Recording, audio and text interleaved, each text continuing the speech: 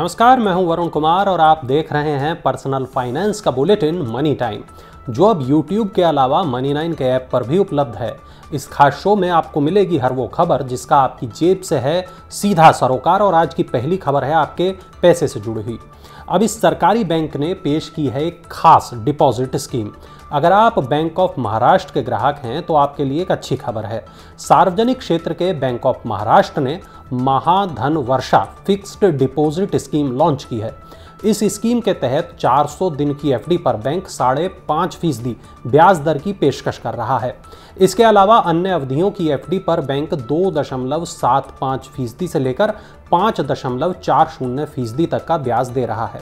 Senior citizens को इन दरों पर आधा फीसदी ज्यादा का अतिरिक्त लाभ मिलेगा।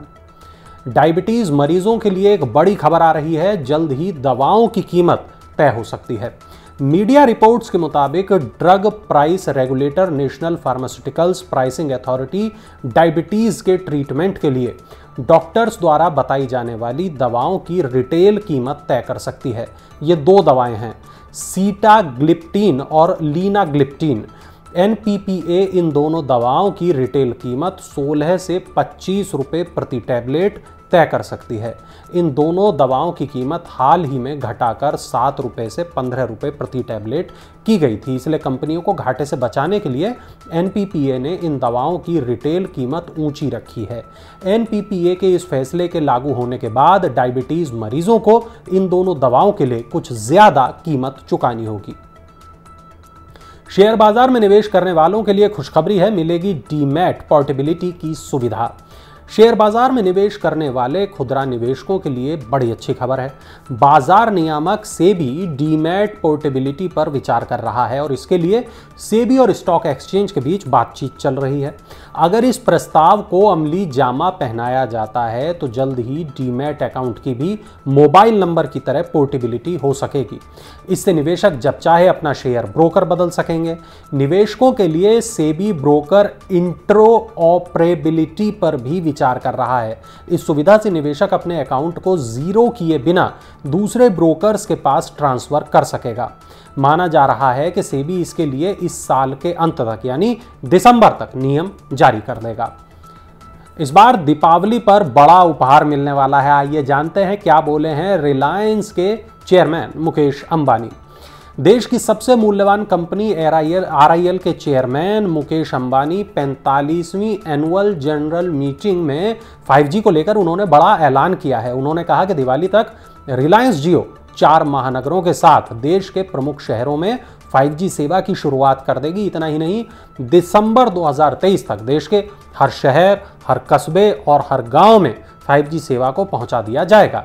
मुकेश अंबानी ने कहा कि जियो 5G के साथ रिलायंस हाईएस्ट क्वालिटी और मोस्ट अफोर्डेबल डेटा के साथ हर किसी को, हर जगह को और हर चीज को कनेक्ट करेगी। मुकेश अंबानी ने कहा कि जियो 5G के लेटेस्ट वर्जन को डिप्लॉय करेगी जिसका नाम स्टैंड अलोन 5G है। इसकी 4G नेटवर्क पर डिपेंडेंसी बिल्कुल भी नहीं होगी।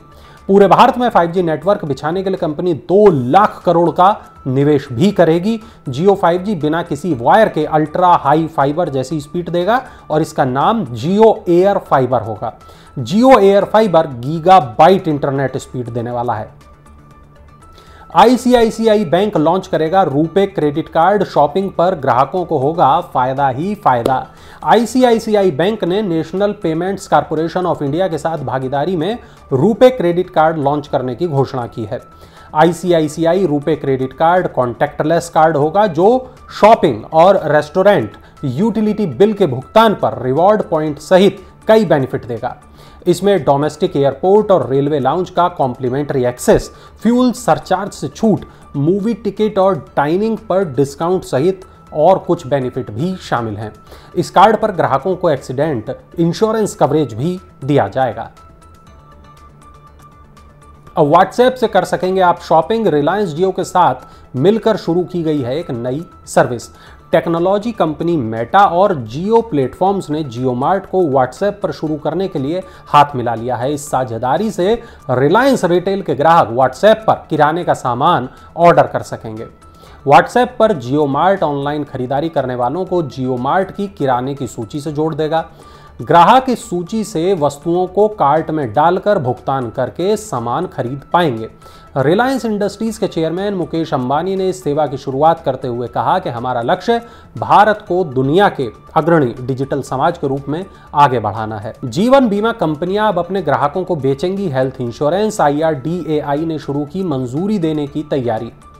बीमा नियामक IRDAI ने जीवन बीमा कंपनियों को दोबारा हेल्थ इंश्योरेंस मार्केट में उतरने की मंजूरी देने का संकेत दिया है और इसके बाद LIC समेत अन्य बड़ी जीवन बीमा कंपनियां क्षतिपूर्ति आधारित हेल्थ इंश्योरेंस कारोबार में उतरने की तैयारियों में जुट गई हैं।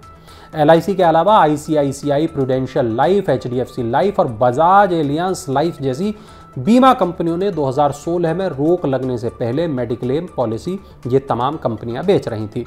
मेडिक्लेम पॉलिसी का सालाना नवीनीकरण होता है या उनकी बिक्री 1 साल की वैधता के साथ की जाती है। ये देश में सबसे ज्यादा बिकने वाली स्वास्थ्य योजनाएं हैं। सोना खरीदने वालों के लिए आ गई है अच्छी खबर। कीमत में आई आज और गिरावट। अंतर्राष्ट्रीय स्तर पर बहुमूल्य धातुओं की कीमतों में गिरावट और रुपए में कमजोर रुख के बीच सोमवार को दिल्ली सराफा बाजार में सोना 365 रुपए टूटकर 51,385 रुपए प्रति 10 ग्राम पर आ गया। चांदी भी 1,027 रुपए के नुकसान के साथ 55,301 रुपए प्रति किलोग्राम पर आ गई।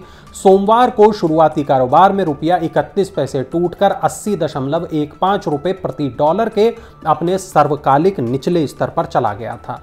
अंतर्राष्ट्रीय बाजार में सोना $1721 प्रति औंस पर और चांदी $18.62 प्रति औंस पर कारोबार कर रही थी।